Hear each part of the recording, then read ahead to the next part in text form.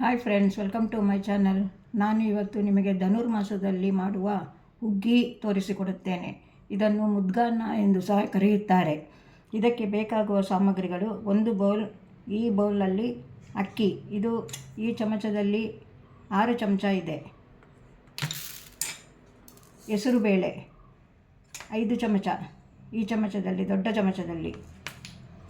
ಮತ್ತು 3/4 ಬೌಲ್ ತೆಂಗಿನ ತುರಿ, ಈ ಚಮಚದಲ್ಲಿ ಉಪ್ಪು, ಈ ಚಮಚದಲ್ಲಿ 3/4 ಚಮಚ ಜೀರಿಗೆ, ಒಂದು 20 ಕಾಳುಮೆಣಸು, ಒಂದು ಅರ್ಧ ಚಮಚ ಕೊತ್ತಂಬರಿ ಬೀಜ ಮತ್ತು ಶುಂಠಿ. ಇಷ್ಟು. ಇದನ್ನು ತುರಿದುಕೊಂಡು ಹಾಕಬೇಕು. ಜೀರಿಗೆ, ಕಾಳುಮೆಣಸು, ಕೊತ್ತಂಬರಿಯನ್ನು ಪುಡಿ ಮಾಡಿಕೊಳ್ಳಬೇಕು. ಮತ್ತು ಇದು ಅದಕ್ಕೆ ಗೊಜ್ಜು, ಹುಳಿ ಗೊಜ್ಜು ಅಂತ ಹೇಳುತ್ತಾರೆ. ಅದನ್ನು ಮತ್ತೆ ತೋರಿಸಿಕೊಡುತ್ತೇನೆ. ಈಗ ಈ ಮೂರನ್ನು ಪುಡಿ ಮಾಡಿಕೊಂಡು ಇದನ್ನು ತುರಿದುಕೊಳ್ಳಬೇಕು. ಮತ್ತು 2 ಚಮಚ ತುಪ್ಪ ಬೇಕು. ಈಗ ಹೇಗೆ ಮಾಡುವುದೆಂದು ತೋರಿಸಿಕೊಡುತ್ತೇನೆ. ಈಗ ಅಕ್ಕಿ ಮತ್ತು ಹೆಸರುಬೇಳೆಯನ್ನು ಸ್ವಲ್ಪ ಹುರಿದುಕೊಳ್ಳುವ. ಅದು ಸ್ವಲ್ಪ ಬಿಸಿಯಾಗಬೇಕು.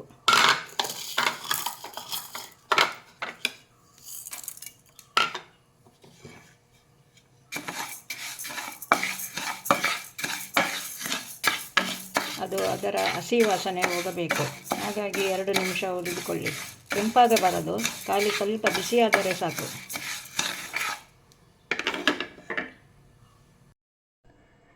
ಅಕ್ಕಿ ಮತ್ತು ಹೆಸರುಬೇಳೆಯನ್ನು ಹುರಿದುಕೊಂಡಾಗಿದೆ. ಇದನ್ನು ಸ್ವಲ್ಪ ತೊಳೆದುಕೊಳ್ಳಬೇಕು ಕ್ಲೀನಾಗಿ. 3 ಸಾರಿ ತೊಳೆದುಕೊಳ್ಳಿ.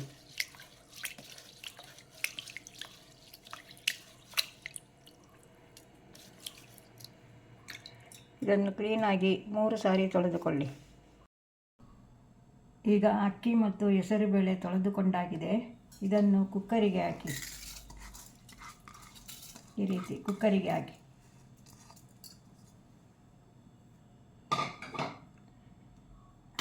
ಈ ಬೌಲಲ್ಲಿ ಅಕ್ಕಿ ತುಂಬ ಹಾಕಿದ್ದೇವೆ ನಾವು. ಹಾಗಾಗಿ 1 ಲೋಟ ಅಕ್ಕಿಗೆ 3 ಲೋಟ ನೀರು ಹಾಕಿ.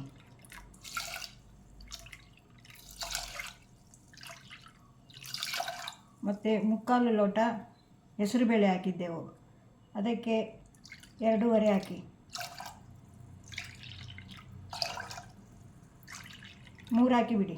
6 ಆಯ್ತು. ಈಗ 6 ಕಪ್ ಆಯ್ತು ಇದರಲ್ಲಿ. ಈಗ ಪುಡಿ ಮಾಡಿಕೊಂಡಿದ್ದ ಧನಿಯಾ, ಕರಿಮೆಣಸು, ಜೀರಿಗೆ ಅದನ್ನು ಸಹ ಹಾಕಿಬಿಡಿ ಇದಕ್ಕೆ. ಮತ್ತು ಶುಂಠಿ ಹೀಗೆ ಬೆರೆಸಿ ಇಟ್ಟುಕೊಂಡಿದ್ದೇವಲ್ಲ, ಅದನ್ನು ತುರಿದು ಇಟ್ಟುಕೊಂಡ ಶುಂಠಿಯನ್ನು ಸಹ ಹಾಕಿ.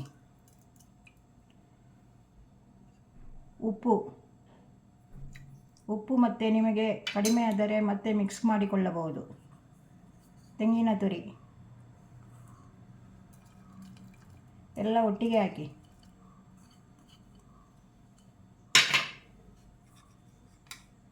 ಒಂದು ಅರ್ಧ ಚಮಚ ತುಪ್ಪ.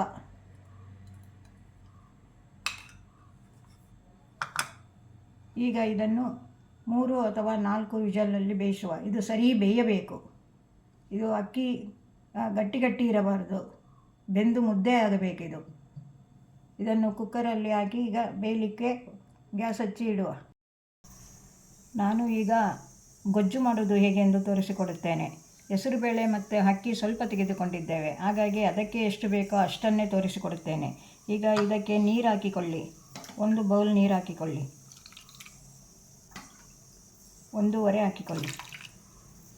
ಇದನ್ನು ಸರಿಯಾಗಿ ಕಿವುಚಬೇಕು. ಸರಿ ಕಿವುಚಿ ಇದರ ನೀರು ತೆಗೆಯಬೇಕು. ಬೇಕಾದರೆ ಇನ್ನೂ ಅರ್ಧ ಲೋಟ ಹಾಕಿಕೊಳ್ಳಬಹುದು. ತುಂಬ ತೆಳುವಾಗಬಾರದು, ಸ್ವಲ್ಪ ದಪ್ಪ ಇರಬೇಕು ಹುಳಿಗೊಜ್ಜು. ಅದಕ್ಕೆ ಇಷ್ಟು ಬೆಲ್ಲ. ಇದರ ನೀರು ತೆಗೆದುಕೊಂಡು ಬೆಲ್ಲ ಹಾಕಿ ಕುದಿಸಬೇಕು. ಸ್ವಲ್ಪ ಉಪ್ಪು ಅಷ್ಟೇ, ಅದಕ್ಕೆ ಉಪ್ಪು ಹಾಕಿರುತ್ತೇವಲ್ಲ, ಇದಕ್ಕೆ ಸ್ವಲ್ಪ ಉಪ್ಪು.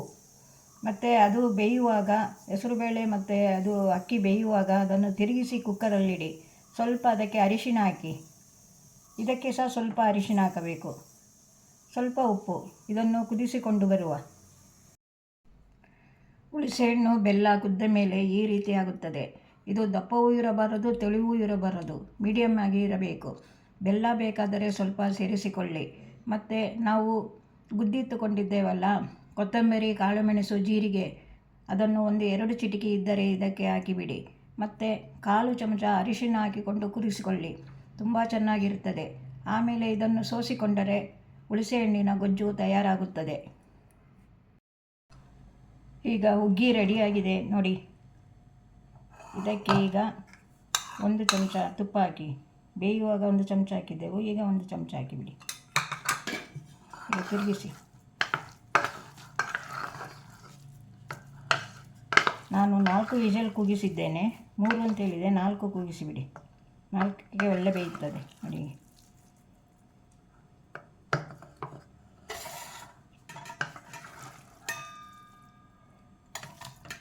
ನಾನು ಇದಕ್ಕೆ ಗೋಡಂಬಿ ಎಲ್ಲ ಏನೂ ಹಾಕಿಲ್ಲ, ನಿಜವಾಗಿ ಹುಗ್ಗಿ ಮಾಡುವ ರೀತಿಯಲ್ಲಿ ಮಾಡಿದ್ದೇನೆ. ನೀವು ಸಹ ಹೀಗೆ ಮಾಡಿಕೊಳ್ಳುತ್ತೀರಿ ಎಂದು ತಿಳಿದಿದ್ದೇನೆ. ಇದನ್ನು ಈಗ ದೇವರಿಗೆ ಸಮರ್ಪಣೆ ಇಡುತ್ತೇನೆ, ಅದಕ್ಕಾಗಿ ಮಾಡಿದೆ. ಇದನ್ನು ನೀವು ಸಹ ನೋಡಿ, ಯಾಕೆಂದರೆ ದೇವರಿಗೆ ಸಮರ್ಪಣೆ ಇಡುತ್ತೇನೆ ಇದನ್ನು ನಾನು. ನೋಡಿ ಎಷ್ಟು ಚೆನ್ನಾಗಿ ಬಂದಿದೆ. 1 ಲೋಟದಲ್ಲಿ ಇಷ್ಟು ಆಗುತ್ತದೆ. ನಿಮಗೆ ಜಾಸ್ತಿ ಬೇಕಾದರೆ ಐಟಮ್ಸನ್ನೆಲ್ಲ ಜಾಸ್ತಿ ಹಾಕ್ಕೊಳ್ಳಿ.